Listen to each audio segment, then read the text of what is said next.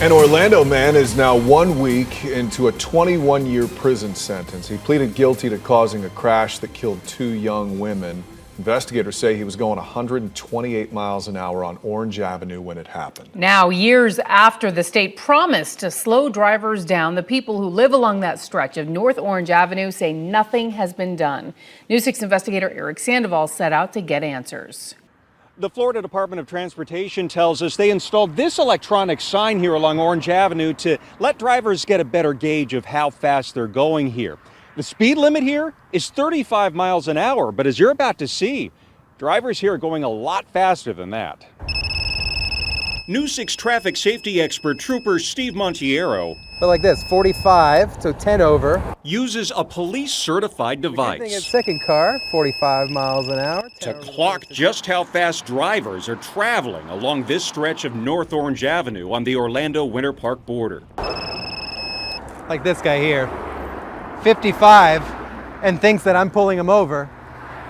So he's merging over to the right-hand side, so cuts right over. So based on what you're seeing with this laser gun, is there an issue with people speeding along this stretch? Yes, at this point, we've been out here long enough to see that there is a pattern. This is our driveway.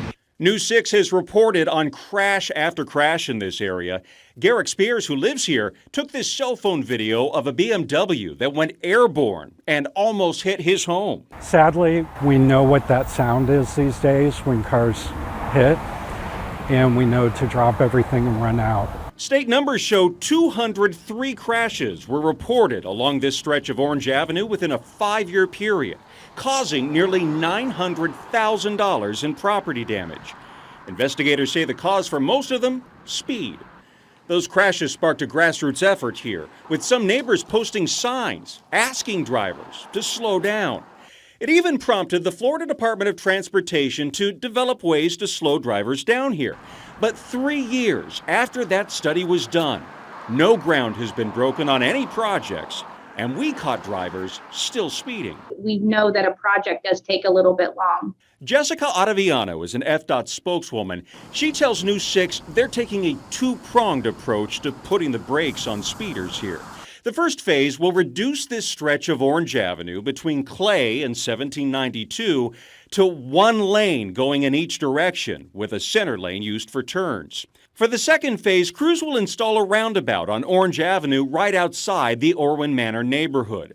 Both projects combined will cost about $3.3 million to build. But construction on the first phase won't begin until 2024 at the earliest. And we found out FDOT is still waiting for money to construct the roundabout. What does FDOT have to say to some of the residents who say that this is lagging, that it's not happening fast enough? We understand when people want to see a big change. And to do that big change is going to take some thorough reviews, making sure we're doing the right thing. And we're trying to do some interim work to help in the meantime with those speed feedback signs. And we have to work very closely with law enforcement so that drivers are adhering to the proper speeds that are out there. Now, to help get results, we checked with local police. Winter Park police tell us that they have met with the residents who live here. They say they know speed is a concern, and they're continuing to enforce this by writing tickets to drivers. FDOT says that they plan to have a meeting about this project coming up later on this summer. In the meantime, they're asking drivers who drive the stretch of Orange Avenue to slow down because lives literally depend on it. In Orange County, Eric Sandoval getting results. News 6.